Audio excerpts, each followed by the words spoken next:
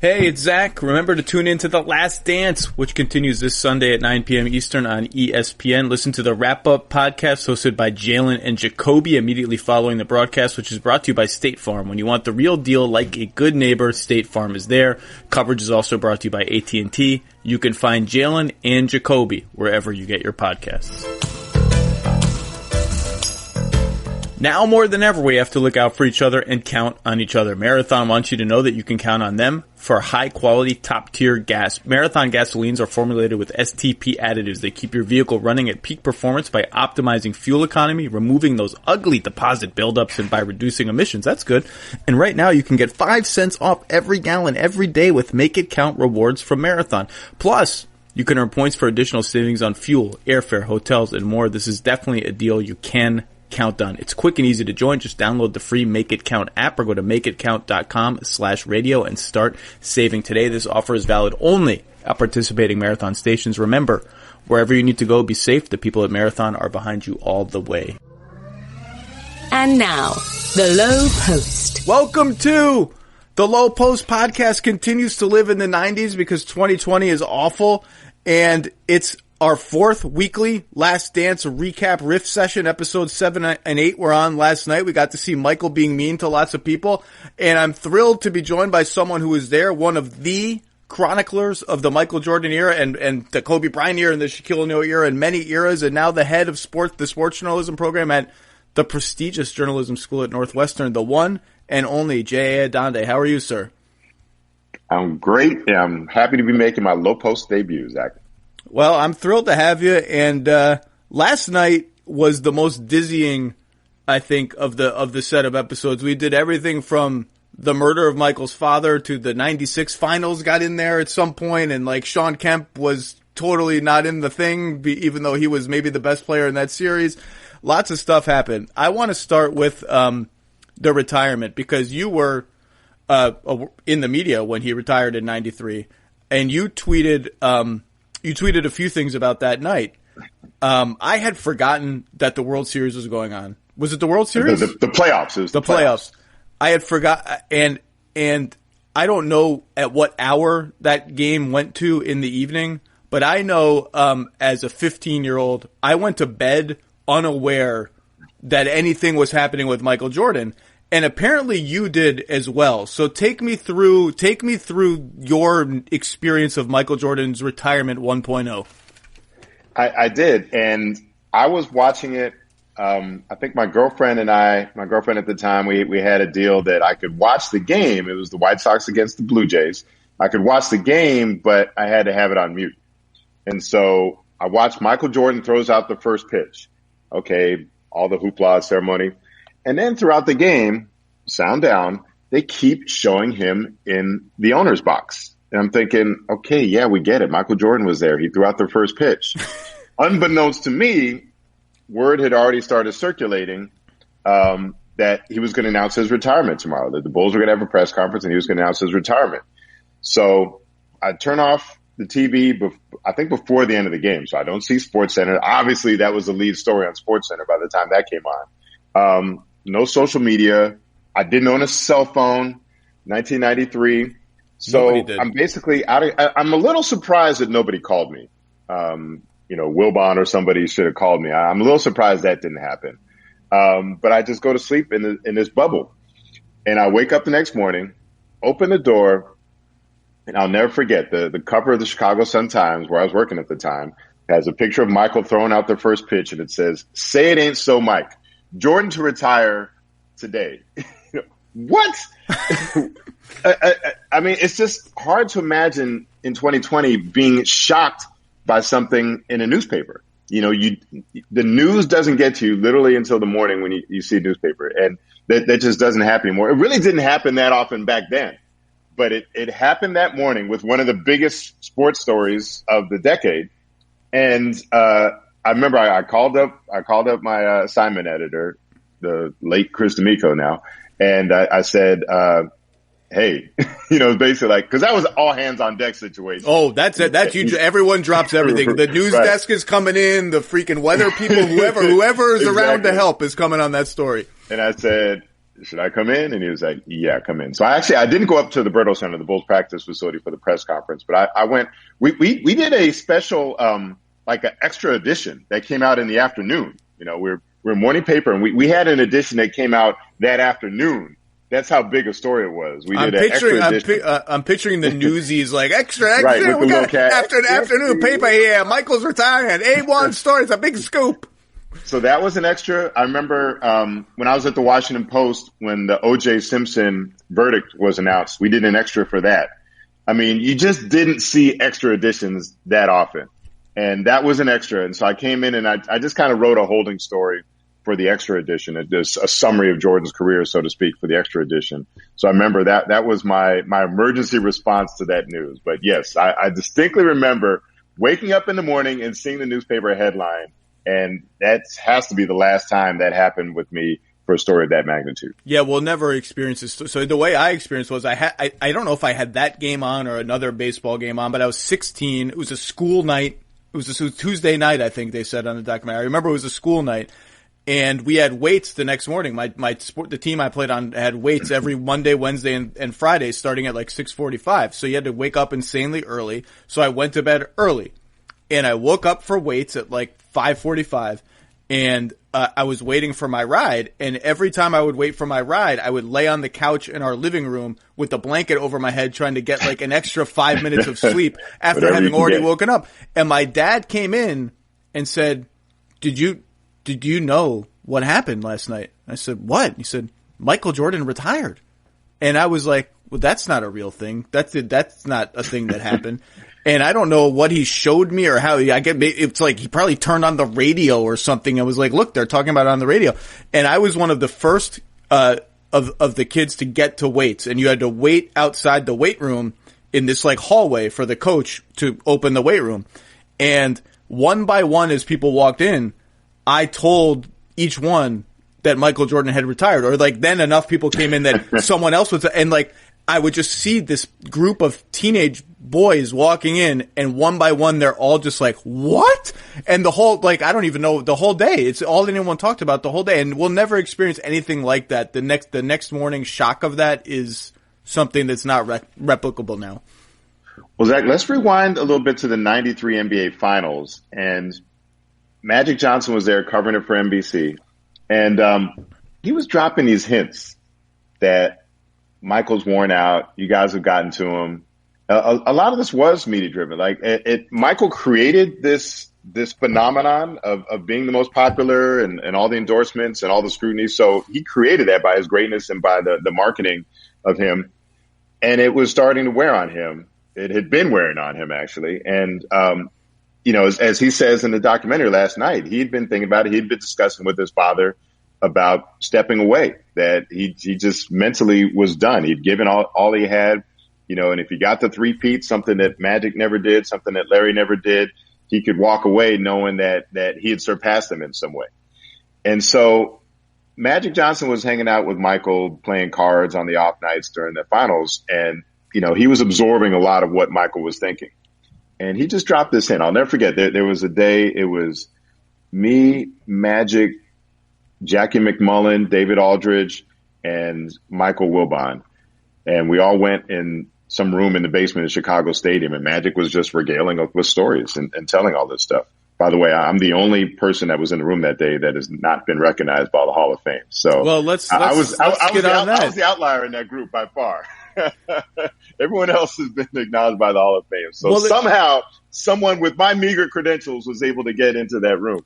I think the Hall of Fame needs to be on high alert at this point. No. It just speaks to the incredible, the incredible talent that was in the room, plus me, the outlier. So, and Magic is the point is Magic is trying to sort of prime you guys for like, this is what Michael's saying late at night. That was one of the things that it was possible. And I remember thinking it was interesting because I had received an offer from the Washington Post at that time.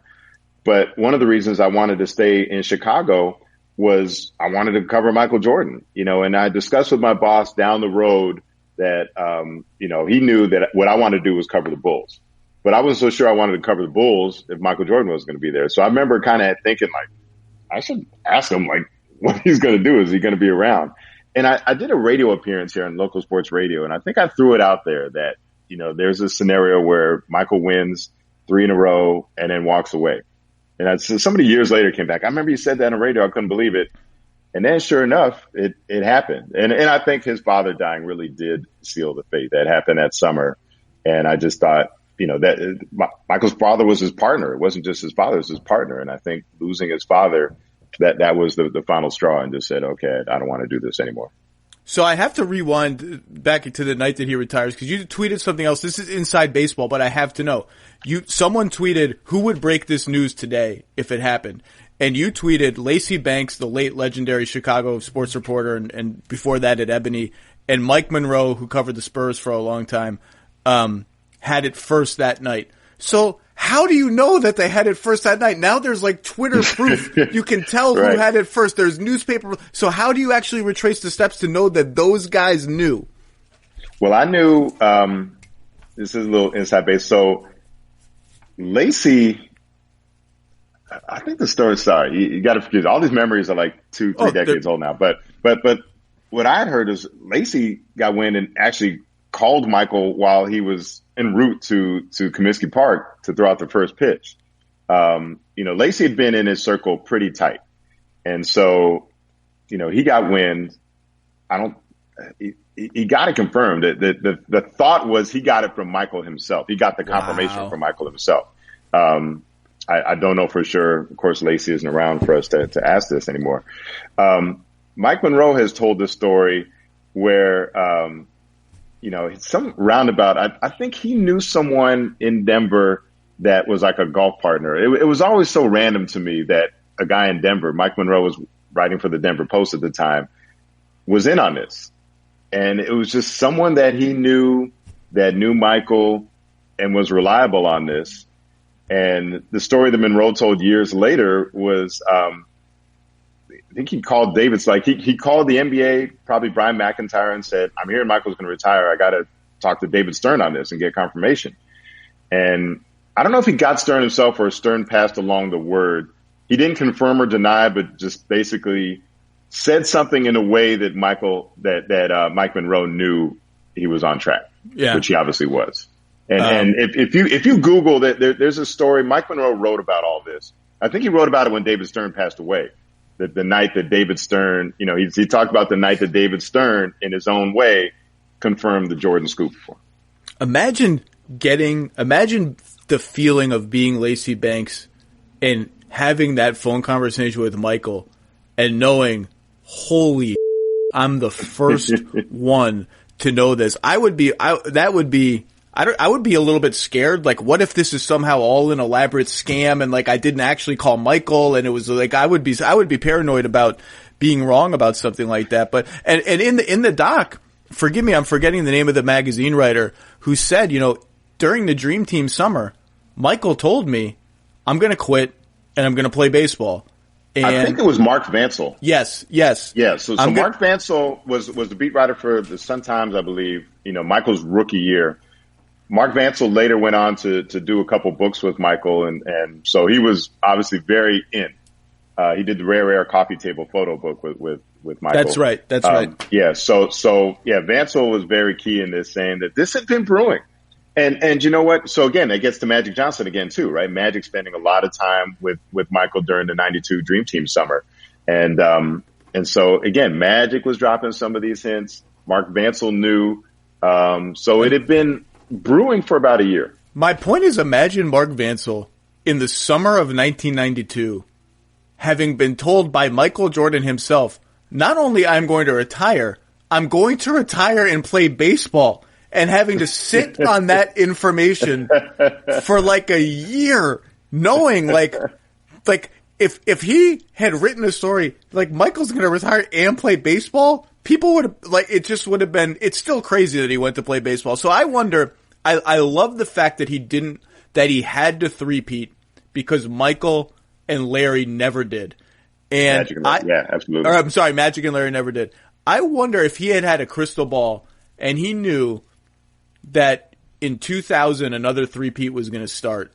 If he would have come back and tried to get 4, because 4 in a row, I mean, only the Celtics have won. Only the Bill Russell Celtics have won 4 in a row. 4 in a row now stands as the impossible NBA achievement. Right. Three-peat has now been done a couple of times. And in fact, if you look at who has made 4 straight finals appearance, not win, just 4 finals appearance in a row, it's only the LeBron Cavs, the LeBron Heat, the Warriors now, the 80s Lakers, the 80s Celtics, and the 60s Celtics. Just making 4 in a row is a huge accomplishment. If he had stuck around to win 4 straight, now again, all the Rockets fans will yell and scream, we would have beat him, we played him well in the regular season, this and that.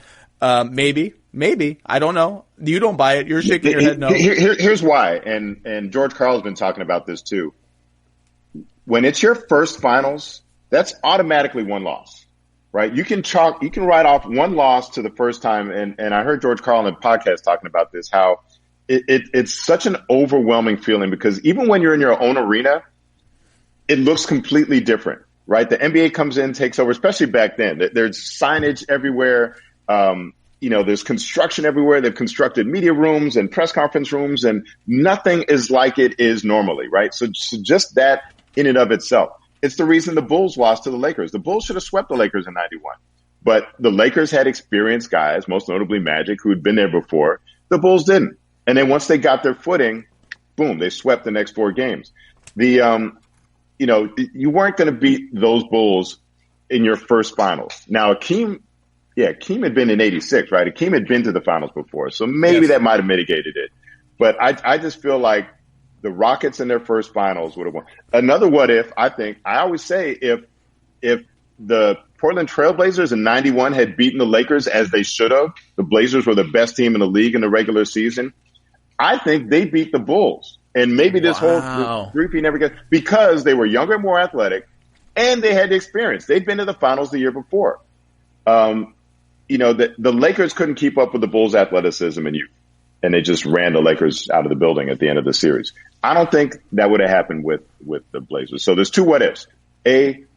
What if the Blazers played the Lakers in 91, or played the Bulls? And if you want to do the what if, that's one of the great what ifs. What if the Rockets had played the Bulls? I think the Rockets lose that series because of the Bulls' experience. I'll say this, though. The what if that I've never bought, I just don't. We can replay the NBA universe in a trillion different ways, simulated on fancy computers and all that.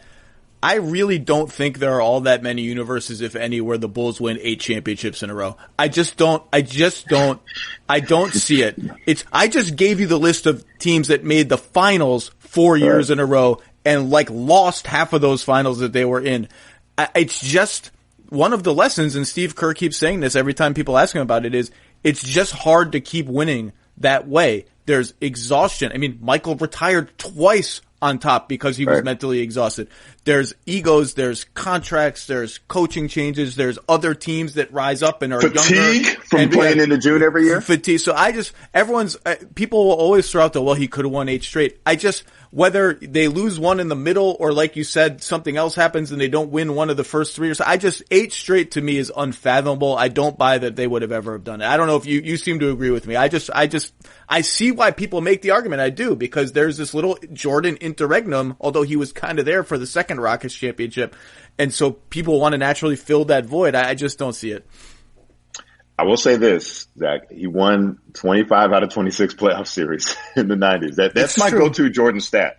It's funny because it's hard to quantify Michael Jordan as the greatest player, right? Kareem scored more points. Kareem had more regular season MVPs, had the same number of championships. Bill Russell had more championships, on and on and on. But to me, winning 25 out of 26 playoff series. Another one is he never lost a playoff series when he had home court advantage.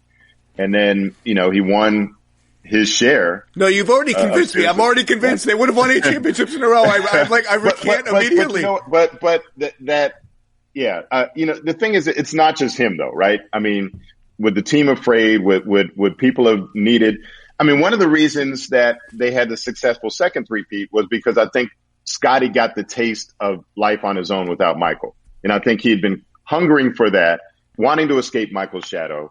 And then he got it and he realized, life's not so great. You don't get everything you want. Just because Michael's not here, there's a lot more you have to do. So I maintain that Michael being gone and Scottie having that time alone solidified their relationship for when Michael came back. maybe they don't work for 8 straight years if they didn't have that break in the middle. That's just one thing that could have taken it in a different direction. For e-commerce business, shipping in 2 days or less is the new standard. As a growing business, how can you keep up? Introducing Shippo, your business's new secret weapon. Shippo is the only shipping software for growing businesses that you can start today, set up in minutes, and ship today. Because they ship hundreds of millions of packages, Shippo's volume discounts save you up to 90% off carrier rates. Simply connect your online store to Shippo, no coding or technical expertise required at all. They will instantly identify the lowest shipping rates from 55 plus top global carriers like UPS, the Postal Service, FedEx, DHL, all those things. Your orders are automatically pulled in and ready to go. Just click, print, ship. Plus, automated return labels are free. You only pay if your customers actually use them. Companies that use Shippo save thousands of dollars, free up hours of valuable time, and on average grow 77% year over year. Just over 100,000 companies like Goat, Hims, MeUndies are saving up to 90% off carrier rates with Shippo. For our listeners, Shippo is offering their best discount available anywhere. Get a shipping consultation and Shippo Pro Plan 6-month trial for free at goshippo.com/low, my last name, the name of this podcast. That's up to a $700 value for free at goshippo.com/low. Go right now and get your shipping consultation and Shippo Pro Plan 6-month trial for free at goshippo.com/low. Well, that 94 season, which was featured a lot in the documentary last night, including the famous 1.8 seconds when Scotty sits out, I do think I'm loving The Last Dance on a lot of different levels. I have a little bit of issues here and there, as everybody does. I do wonder if I would like it better as just a 3-hour documentary about the 97-98 season alone. Because the practice footage, I want 2 more hours of him just calling his teammates names. And poor Scott Burrell didn't ask for any of this. And now he's a superstar again in the media in 2020. Cause we keep going back and forth a lot. And I could see Scottie Pippen being like, why is this in here for 10 minutes? Why am I being hammered again in a documentary that is ostensibly about the 97-98 season? But that 94 season is fascinating on a million different levels. I think Scotty's legacy as a player is different because that team won 55 games and was a whistle away from going to the conference finals, and he was third in MVP voting. Now, the 1.8 seconds is also part of that legacy, but I think it ultimately boosted Scotty's place in history. I think it boosted Phil Jackson's place in history. Absolutely. I guess it doesn't really. Jerry Krause's place in history. I think that season is very, very important on a lot of different levels. Even aside from that shot. And I think I love that dunk over Ewing, which is game 4 of that. Game 6. I'm sorry. It is 6. Yeah. It's game 6 to tie the series at 6. I mean, were you at that game? I was. So 94 season is near and dear to my heart. That was the one year. The irony is that's the one year I was around the team full time as the beat writer. I took over the beat midway through that year in January. And, a lot of things, so much happened in that season. You're right. I think it did validate, and that's the go-to when people say, "Oh, Phil Jackson just won because he had Michael and Scotty and Shaq and Kobe." Like, no, he won 55 games without Michael. The system, that really I think was a validation of the triangle offense. That team really relied on running the offense and the system, and you had a bunch of guys who all bought into it and they used it successfully. I think we need to look at that year as a rebuttal to all the people that say, "Oh, how could the Reinsdorf and Krause, how could the Jerrys break up this team in 98? Well, Michael broke up the team in 93 on the eve of training camp. Yeah, people forget the timing. The timing is like, oh my God, dude, we're just about to start. And you're like, literally, Tony training camp was the next day. Yeah, Tony Kukoc was like, I just got here to play with Michael Jordan. I'm going to my first practice, and the dude retires. Like, what the hell just happened to me? Right. You don't think it would have been helpful to Jerry Krause to have an idea about this so he could draft differently, so he could go through free agency differently over the summer? So Michael did them worse than they did. At least they knew, at least they were warned in advance that this is it. This is going to be the last dance. And Phil Jackson could utilize that to motivate the team and rally them together. Speaking of that, one aside I just wanted to get in. when Craig Sager asked Jerry Krause on the eve of the 98 playoffs about backstabbing, and Jerry Krause goes, no backstabbing, I want to be clear on that, and walks off. What Jerry Krause was really trying to say, and what frankly he should have said as he was being honest is, yeah, there is no backstabbing here. There's front stabbing. We're just stabbing each other in the chest, face to face. I straight out told Phil Jackson and the whole world, you're not coaching here anymore. So Jerry Krause was right that there was no backstabbing, but if he was really being honest, he should have told Craig Sager, yeah, we're just having a stab fight every day. Yeah, we're front stabbing. Let's get back to 94 though, because that team really comes into its own. And some other things were coming home to roost too. So they had an extended Horace Grant. These issues are just continuous throughout the Bulls run. Like no one's ever happy with their contract status. And Horace Grant was one of those people. And so, they just said, hey, play it out. Let's see what happens. And then boom, Horace Grant makes it, so many people flourish in the absence of Michael, Horace Grant being one of them, makes the All-Star team. The day he makes the All-Star team, we're in Denver when they announced the reserves. He says, if Krause's legs were any longer, he'd be kicking himself right now. I'll never forget that line. They would always take these shots at each other, and especially at Jerry Krause. Like, who talks about their general managers that way on the record? Well, I asked Steve Kerr that on the first of these Last Dance recaps, and I asked him, it's only the first episode, and Michael has already taken like 9 shots at Jerry Krause for being chubby and short. Like, did anyone ever just say to Michael, dude, we got it. Like, the joke, we get the joke. Everyone gets a joke. You're just being mean now. And Steve essentially was like, yeah, it was a little bit mean, but no one's going to tell Michael Jordan what to do. Like, it was a little uncomfortable, but it's Michael Jordan. He runs the show. But it's not like Michael was the only one doing that. I mean, that's true. Scotty was too. Everyone in the locker room was doing that. But so much of this comes back into play. So Grant's anger, and the way he felt that he was mistreated.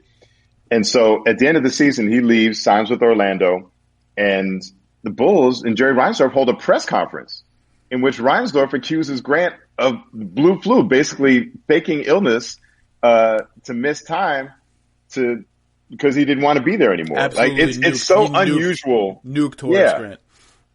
And above and beyond. So that lets you know, they didn't get into this in the documentary, but that lets you know Jordan's mindset. I mean, we've seen all these manufactured motivational things that Michael uses. Here, Horace Grant had clear and real reason to seek vengeance against the Bulls. And he plays great in that series. They beat the Bulls again. Michael's only playoff loss in that whole stretch. They carry Horace Grant off the court on their shoulders in United Center.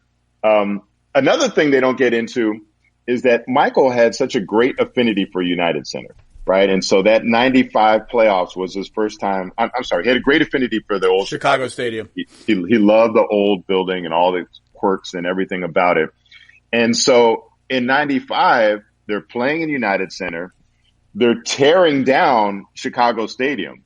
Like Michael has to find alternate routes to get to the parking spot in United Center because he can't stand the sight of Chicago Stadium being torn down in front of his eyes. And that was a thing that affected him as well. You look at reasons why they lost in 95. Yeah, he was rusty. Mentally, he was freaked out. And these might sound like excuses. I think they leaned a little too heavily on the mood of his father. Like, you got to give Gary Payton his credit in 96 for the job he did once he was put on Michael Jordan. And Michael just dismisses that and says, hey, I had other things going on. Yeah, I think he couldn't even really muster a real, he's like, I had other things going on in my mind. Okay. Yeah. And then they just transitioned. And, that was definitely there, but you need to give Payton his credit too. You need to give the Orlando Magic credit for beating Jordan. But he wasn't mentally quite right. And it's interesting. This is kind of like the Achilles heels of Michael. Like, he did have these mental things. He breaks his foot in Oakland at the Warriors in his second year. And if you go back and look at his stats the rest of his career, he had it was by far the worst splits. If you look at splits by city, really? He was terrible. He just had this phobia. Go back and dig up his splits when he played at the Warriors. The rest of his career, he just had this thing because that was a scene of one of the worst moments of his career, and he couldn't get over it. So he did have these little mental hurdles. And one of them in 95 was the destruction of Chicago Stadium being torn down across the street from United Center. And that was a thing that sort of messed with him too. I'd like to see his home numbers in the playoffs that year, because it just kind of freaked him out to have to go by the shell of Chicago Stadium every year. So, these are some of the things that the documentary doesn't get into. I mean, I think we have to, overall, it works for me though. I mean, and they just have to make a number of choices and leave a number of things out in the essence of speed. We need to talk about two things related to the Orlando series that you just brought up. Number one, you mentioned alternate routes to the game, and that jogged a memory in my head. We need to talk about Michael Jordan's choice in vanity plates for his cars. Because it's ridiculous that it's just ridiculous that he's driving around with 2 Trey and M Air J. It's like, dude, just get a regular license plate. You're driving around telling the whole world Michael Jordan is in this car. What are you doing?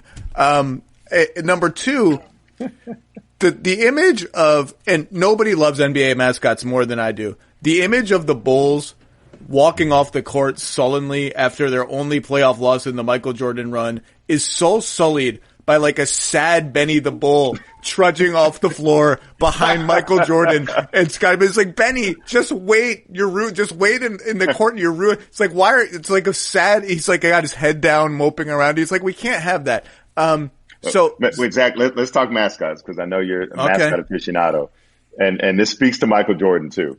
So they had the Bull. First of all, like the Bull is the only mascot I know to make it into a team photo. Benny the Bull. If you go back in the early '80s, late '70s, sorry, what?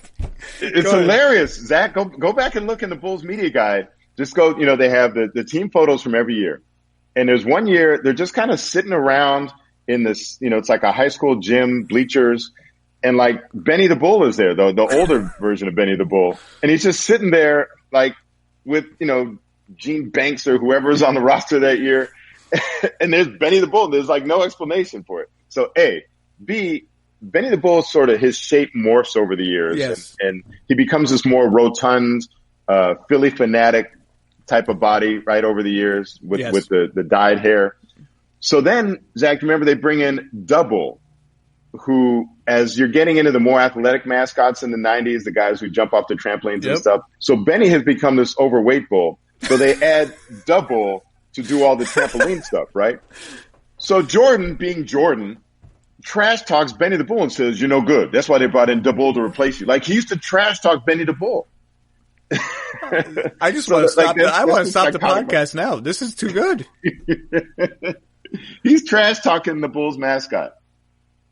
The other thing, that's all I got for you on that. And Benny, probably there was a good athlete inside that costume. He was like, I didn't have any say over this fat suit I have to wear, this fat red fluffy suit. The other thing they should make the mascots do is stand at the end of the line for the national anthem all solemnly next to the regular human beings that are like bowing their heads. And then you have a bull or a raptor standing along. It's like, why is there a cartoon dinosaur trying to act solemn for anyway, this is enough. Scottie Pippen's dunk. Also remember when they announced the starting lineups, like Horace Grant would come out and Benny the Bull would be there. It's like Horace, like the first thing he would do was high five Benny the Bull. That I'm okay with because it's pomp and circumstance, and the mascot, if he wants to be involved, can be in the high five line and do some dances. I don't have a problem with that. It does look stupid, but I don't have a problem with it. Scottie's dunk for me in Game 6 is, I don't know if I'm weird for this, but Andrea Kramer talked about Michael's retirement as a where were you moment. Scottie's dunk for me is one of the NBA plays where I can remember exactly where I was, exactly who I was with, and exactly what my reaction was. Now, part of that was I did not like the Knicks growing up, and all my friends were Knicks fans. And we were on my sports team was on a travel trip, and a bunch of us were watching that game in a hotel room, all Knicks fans and me. And I went crazy. And I went crazy because I also always loved Pippen. I always identify with I can't, like, the Jordan Bird guys are unidentifiable to me. I can't relate to them. They're pathological. They're perfect. It seems as if they never fail. I am much more drawn to the player one tier down who maybe has some faults, who's maybe has some frailty to him. And that dunk, I don't know if I can remember any play that seemed to have so much catharsis loaded into it. It was like Scottie in one play, I'm a superstar, I don't need Michael. I'm as good as all these other dudes. I've had this whole contract situation forever and ever and ever. I am Scottie freaking Pippen, and I'm going to dunk on you, and I'm going to step over you, and I'm going to tell Spike Lee to sit the down, and I'm going to have it just felt, maybe for Scottie it's just a dunk. That's the funny thing about these moments. Maybe for him it's just a dunk. For me as a fan, it was like I read so much into that dunk. And you're right to. All of that was there. Certainly. And I'll add one more thing. It was ambitious. So I remember exactly where I was. I'm very fortunate. I'm going to flex here. I'm sitting right there in the front row on the baseline. So, I was the beat writer for the Sun-Times. I'm sitting, but what struck me, and I was on the side. So that was one play that I was probably, I'm not sure I'm better positioned for any other memorable play in the history of my time covering the NBA. I was right there, right where he took off, like right in front of me, basically. Wow. And the thing is, he took off from so far away that I remember thinking, he's going to dunk that. Like, he starts to gather, normally you get the sense of like, okay, this is the appropriate time to take off for a dunk. And it seemed like he was 2 or 3 steps further away than what would be the appropriate place to take off to try to dunk that. It's one thing if you're going to go up for a shot, but if you're going to go up for a dunk, you need to be in a certain zone. And I remember thinking, oh my God, he's going to try to dunk this. And then he did dunk it and sends Ewing to the floor, straddles him, walks over him. And I would say, I'm not saying that's the loudest it's ever gotten in Chicago Stadium. I know it's been louder. That's the loudest I've ever heard it in Chicago Stadium. The place erupted. An anecdote to that, or an aside, that was the last game in Chicago Stadium. It was indeed. And so that was the send-off for Chicago State. So that was part of it, too. All that catharsis, Zach, that you're talking about, this is also the farewell to Chicago Stadium, one of the noisiest buildings in the league. And so for one last time, all those fans, those great fans in there, just erupted. So that's part of it, too. It was a catharsis, and it was also a celebration for that building, because there's no guarantee that they're going to play another game in there. Of course, they went on to lose Game 7, so that indeed wound up being the last game in Chicago Stadium. And so that was a send-off for the building, the whole history of that building, and in particular that Bulls run there in the 90s. That's a great way to keep it in perspective, because I was just a teenage fan running around a hotel room taunting all my Knicks fans' friends and being happy for Scottie and that. But I have always felt that it was a bigger moment than just a dunk. One other moment, Zach, was talking to Chicago Stadium. They didn't put this in documentary too, but that actually wasn't the last time that Scottie or even Michael had played in the stadium. So that summer, they do a charity game. And remember Zach, you got to go back and do it like a reminiscence of all the NBA summer charity games. But that was when Scottie puts one together, and Michael comes back and plays in a charity game, because Michael hadn't had a chance to say goodbye to the stadium. He was off playing baseball. And so Michael participates in the game, comes back. I just read my story. Michael put up 46 shots in this charity game. They kept stats. Takes 46 shots, but shows that he still had it, clearly. Yeah. And then at the end, you might have seen this picture. At the end of the game, he walks to the half court, bends down, kisses the Bulls logo at midcourt, and then walks away. And that was Michael's farewell to Chicago Stadium. So Scottie had his with that dunk, but Michael had to come back and get that in and kiss the Bulls logo on the court and say goodbye. Well, speaking of Michael moments that I was unaware of, I think you might have tweeted this, which made me feel better.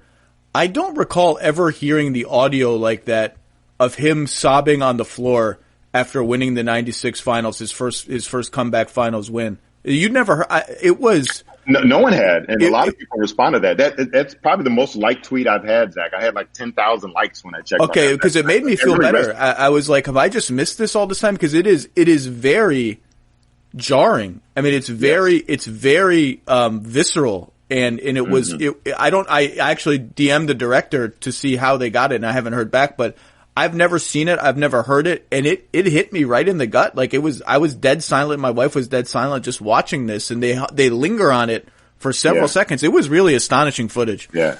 So Zach, I remember seeing, I felt like they showed it live in the broadcast.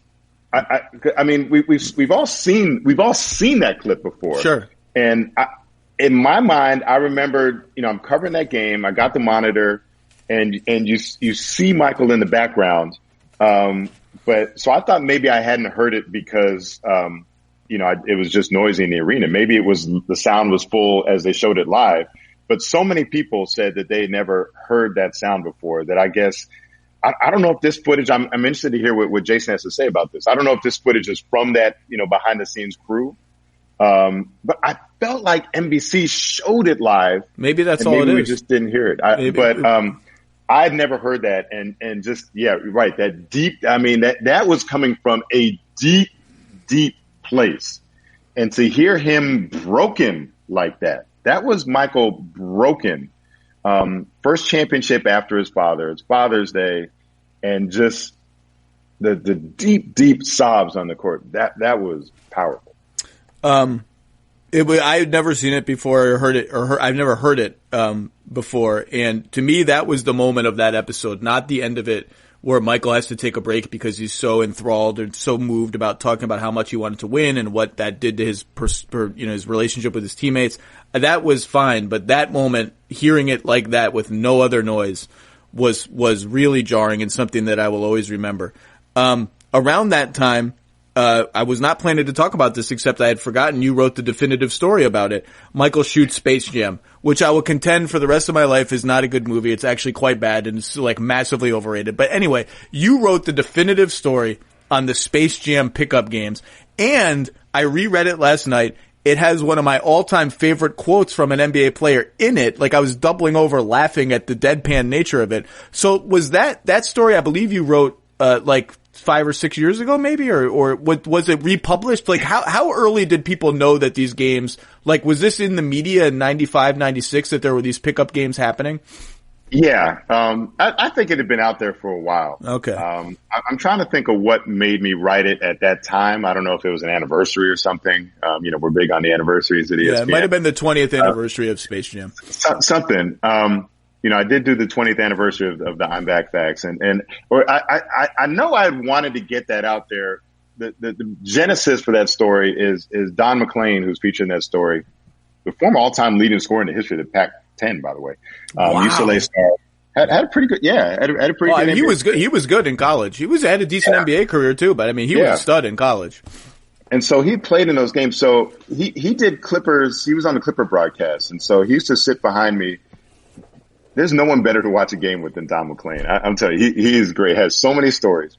And so he used to tell me the stories about those Space Jam games. And in particular, how the time he beat Michael and Michael's just obsessed, like, you coming back? You coming back next week, right? And like, Don's like, no, I got to go somewhere. I got a trip planned. I'll see you later. And then if you read the story, you'll see what happened to Don McClain when he did come back. Spoiler alert! It's the same thing. It's the same thing that happened to B.J. Armstrong and Nick Anderson and Bradford Smith and you can imagine how on. The story ends, right? By 8 episodes into The Last Dance, you should be able to imagine how the story ends. So I knew I had always wanted to get that part in. And so I just finally wrote it. And I called him, and I called Tracy Murray and Olden Polynice and some other guys who were there. And just got some of the great behind the scenes on the stories. Well, Olden Polynice is the author of the quote that I liked so much because he says something like, it's the summertime. I just thought they were going to be bullshitting around. Come to find out, they're not bullshitting around. It's so dramatic. It reminds me of my favorite 30 for 30 line. It belongs to Jalen Rose. And they're talking, it's the greatest transition / tease / setup for a commercial break ever. And I'm misquoting it slightly, but the essence of it is, and then came the crack house incident. come to find out. It's in the Fab Five, right? Come to find out. It wasn't bullshit.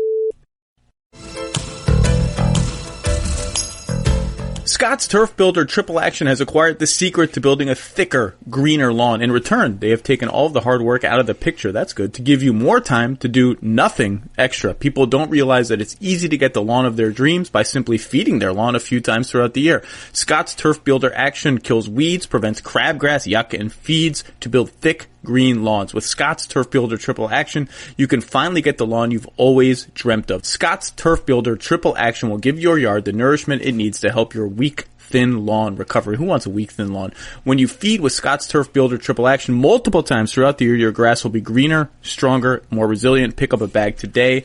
This is a Scott's yard. Also, Scott's no quibble money back guarantee states if you're not satisfied, you can get your money back. That's good. This is a Scott's yard.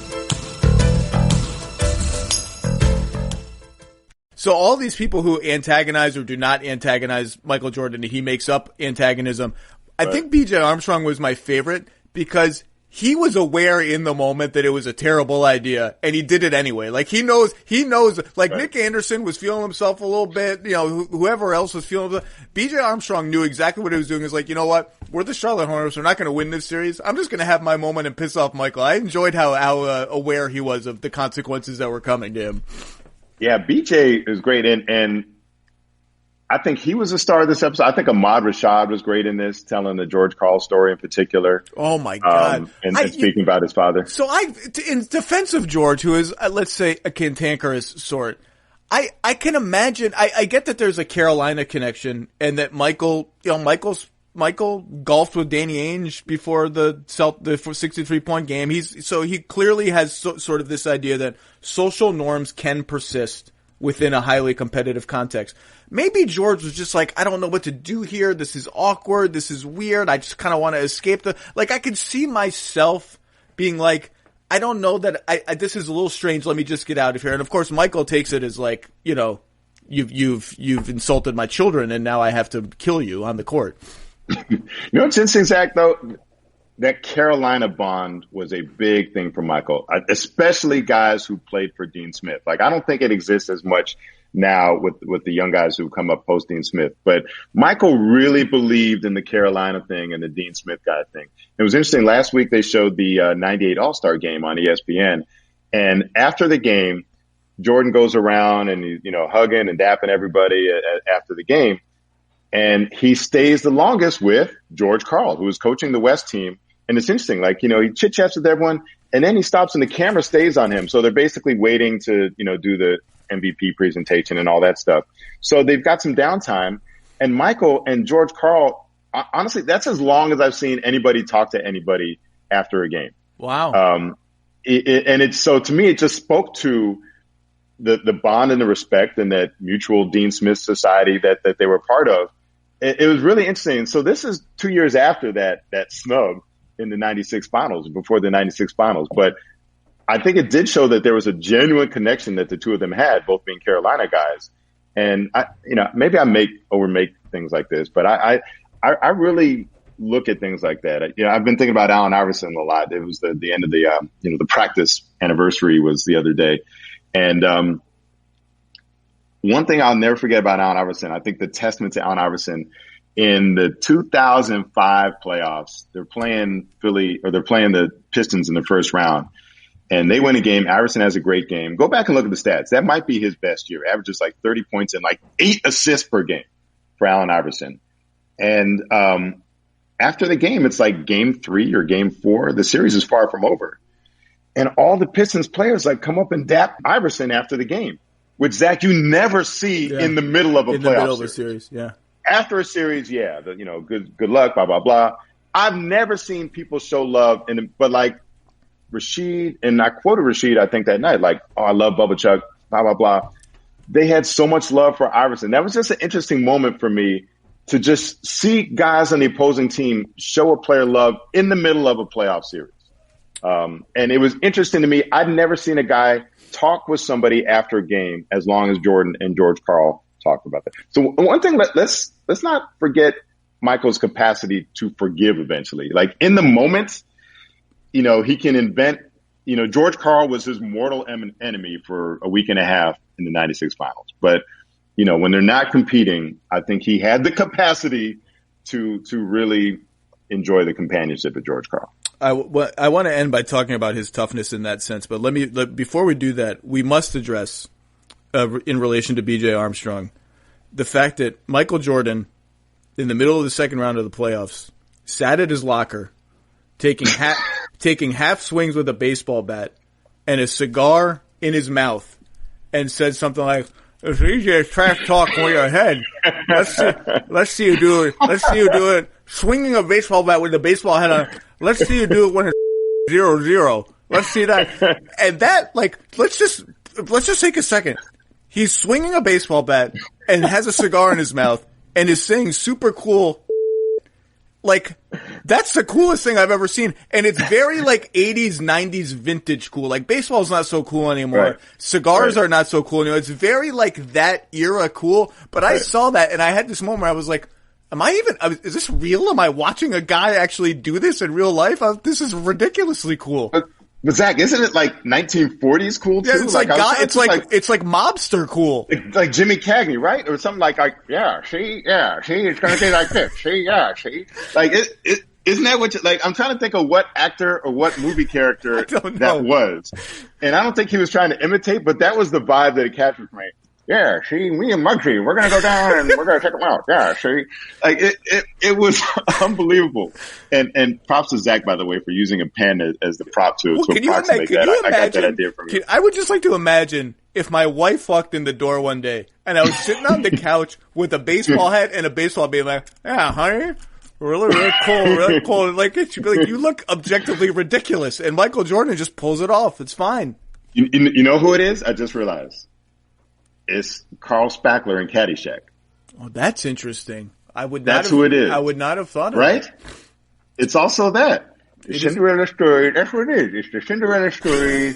What are they here to get stir? Go back. And also, it's also Carl Spackler, like, priming the explosives, right? Yes. Okay, go for it. That's what it is. Yes. That's what it is. It's Carl Spackler priming the explosives before because he was getting ready to go out and detonate the Hornets, right? Oh, After yeah. that. And the Hornets knew too, which is the best part of the whole thing. So, but remember in Caddyshack, like how calm he is as he's preparing and as he's charging all these explosives and getting ready to place them. I got to go back and watch Caddyshack. Okay. I think Jordan in that moment is Carl Spackler. I did not expect us to go here, but I like it. It just popped into my head. That's who that was. Another, obviously a Chicagoan portraying the character, Carl Spackler, Bill Murray. So one of the things that was clearly, I think everyone has now realized that this documentary is a documentary, but it's also an exercise in Jordan myth making a little bit and Jordan mythology. And part of that mythology, and last night really hammered this in, is that drawing a cause and effect through line between Michael being hard on his teammates and the Bulls winning. And if Michael being hard on his teammates is like, that's fine. That's what he was. That's how he was. The idea that is why the Bulls won has always been a little difficult for me. That seems like an exercise in telling a story because the truth is a little more boring. And the truth is that Michael Jordan was the best player and Scottie Pippen was a top 5 player and the third best guy was always really good and the coach was really good and those guys were just better. And I'm not sure it really made that much of a difference. Like, I don't think Steve Kerr made that shot against Utah or that Michael passed Steve Kerr the ball in 1997 against Utah because Steve Kerr shoved him and Michael Jordan punched him in the face 4 years before or whatever, or 3 years before. I don't necessarily buy that. I disagree, Zach. Well, but I do, because other guys have won, other superstars have won hugely while being polite human beings to their teammates. But I will say, Michael Jordan won more consecutively and more in a short span than all those other guys did. Won more championships. One that was the last guy standing more times in a shorter span. So maybe there is something to just like the relentlessness created a relentlessness within the team. I don't know. I'm less convinced than you are. So please, I'm interested to hear your take on it.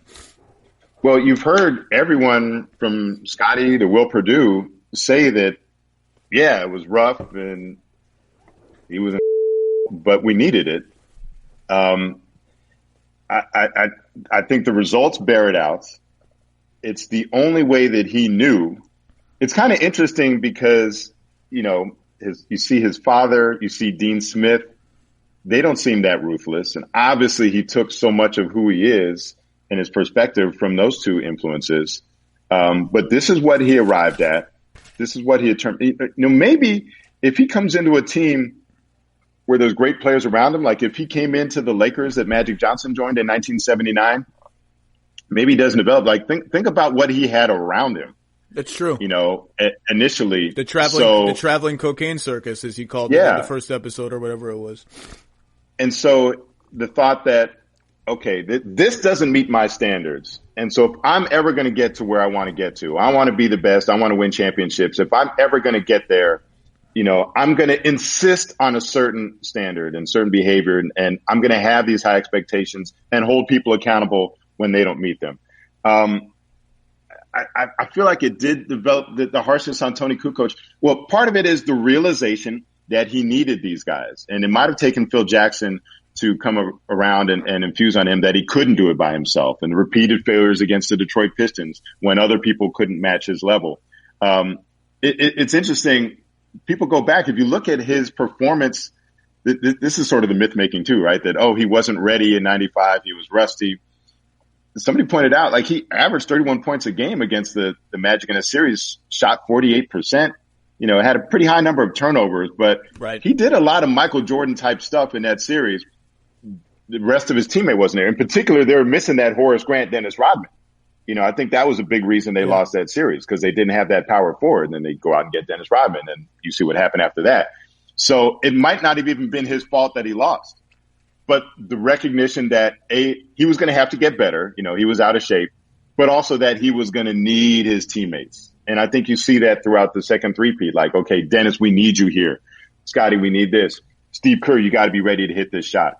So I do think a big part of the story of Michael Jordan's success in those teams is the recognition and the demand that these other guys be up to the task. And then you see it pay off in Game 7 against the Pacers. They just re-showed that in Chicago. 98 Eastern Conference Finals, Game 7 against the Pacers. Michael's pretty brutal in that game. Yep. But you've got Judd Booster comes in and gives them some energy. Steve Kerr is hitting shot after shot. Tony Kukoc in the third quarter can't miss. As Michael's in the string, Michael misses 7 straight field goals at one point. But Kukoc and Luke Longley and everyone is rising to the challenge.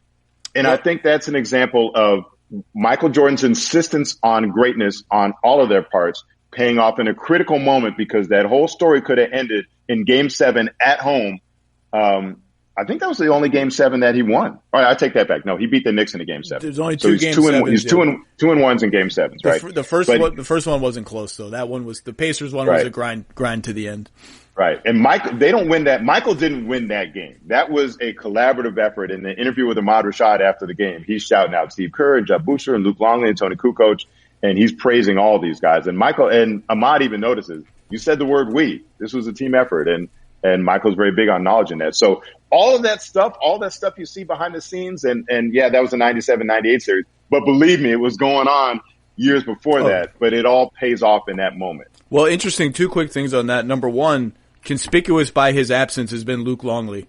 And there was an Australian media report over the weekend that I saw that he's declined to talk anything about it, and that because he has a bad relationship with Jordan, and I don't think enjoyed playing with Jordan. So that's interesting.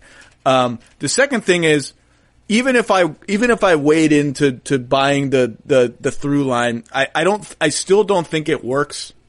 And I'll be brief on this. I still don't think it works if the other main characters of the team are not wired in the very specific ways they were to balance out how Michael Jordan was. And I don't have to spoil for you who the main characters were. It's Phil and Scotty. If Phil and Scotty are not Phil and Scotty on an interpersonal level and a basketball level, I'm not sure you can draw the through line this clearly as it. I think it needed all of them to be the way they were for it to work. And the last thing I will ask you before which gets back to Jerry Krause, who hired Phil Jackson, who traded for Scottie Pippen, Jerry Krause. Last thing I'll ask you. I dug up a column from you in 1998 as the finals are concluding. It's in the LA Times. And you urge Michael, the headline is something like, it's time for Michael to kick the sidekick or something like that, to lose the sidekick. And it urges Michael to come back, even if Scotty leaves to sign with another team. And it says something to the effect of, Michael, everyone says Scotty can't win without Michael. Let's see. Michael can prove that he can win without Scotty if he comes back. And you make a comparison to Wayne Gretzky, who apparently I haven't fact checked you, but I'm sure it's right. Never won a Stanley Cup without Mark Messier. I thought that was a really interesting column, and I wonder what motivated you to write it, and if Michael ever read it or heard it, or you got any feedback from it, because it's a really interesting column. Thank you. I think it was just the desire. I didn't want to see Michael leave, and so the challenge. One thing I learned, and I learned years later, is that you do have to challenge Michael directly. I doubt he read that, but I wish I could have told him that in person. I never did. Maybe I was too chicken, but I wish I would have said, "Hey, listen." And maybe that's one of the things that led to the comeback with the Wizards, the ill-fated comeback with the Wizards, in terms of team success. But we never did get to see a prime Michael Jordan without Scottie Pippen. Let's turn this into a Scottie Pippen appreciation and recognize that Michael came to value Scottie. Yes. Again, one of the other what ifs that the one I got to ask Michael about, they don't get into in the documentary. They were going to trade Scottie to the Sonics on draft night in 1994. And then word gets out on sports radio in Seattle, and the owner of the Sonics at the time, backs off the deal. And so they keep Scottie. And I asked Michael, would you have come back to the Bulls in 95 if Shawn Kemp was there and not Scottie Pippen? And he says, probably not, because he was just more comfortable and more familiar with Scottie. So that appreciation that he gained for Scottie. But I think we all would have liked to have seen, could Michael have done it with somebody else? And this gets into one of the reasons I think Scottie is the all-time greatest wingman, because Scottie was never a guy who could win a championship on his own as the lead guy.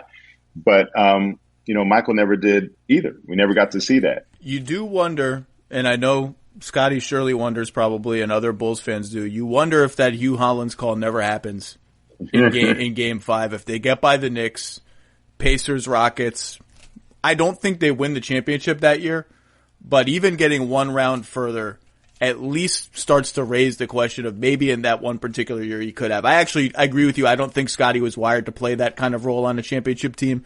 But that team, although it outperformed, I think it wasn't as good in terms of point differential as a typical 55-win team, as Kevin Pelton wrote last week. It was a really good team that had a chance to go really far in the playoffs. And again, changed Scottie. But the fit between those two, I mean, that's what Wade and LeBron were searching for, although obviously Wade and LeBron are both better scorers than Scottie was. But that sort of synergy by two wings on both ends of the floor is very rare and precious in basketball, and those guys had it. Anyway, Jay Adonde, you have a meeting to go to.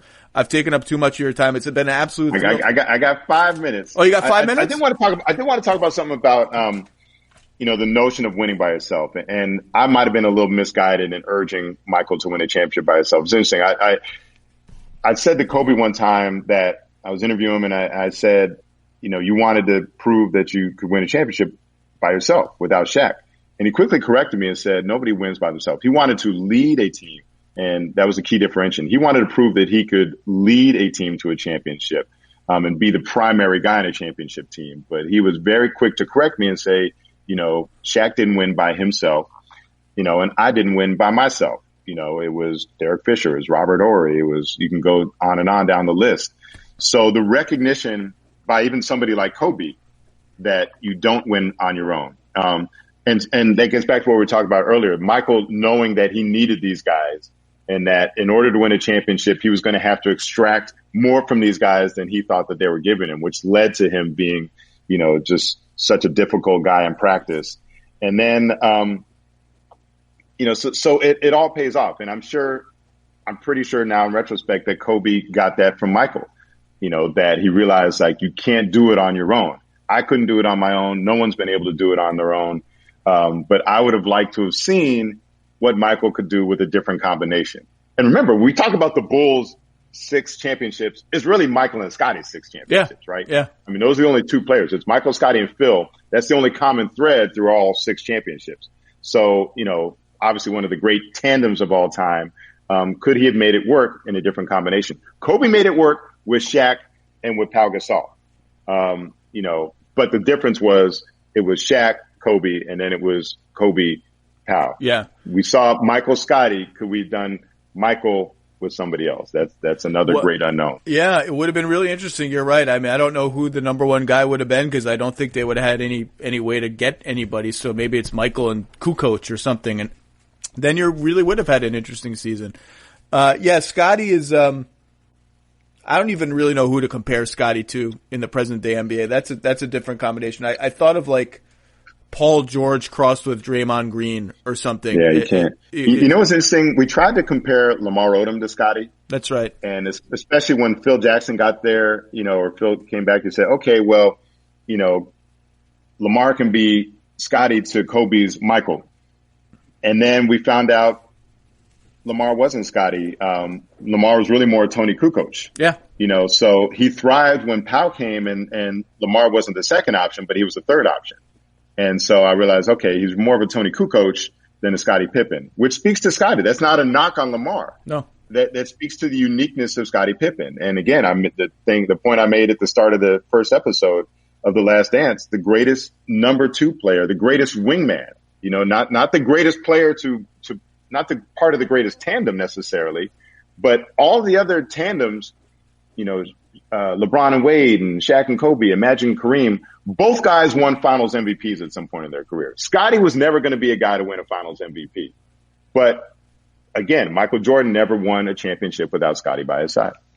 Go to your meeting, J.A. Everybody knows who you are, but it's been a thrill to have you. The great J.A. Adande, thank you for sharing some insight on all things Jordan and Last Dance. And Benny the Bull. And Benny the Bull. And that was delightful. And be safe out there. Best to all your loved ones. And hopefully I'll see you at an NBA game, before like 2022 or something.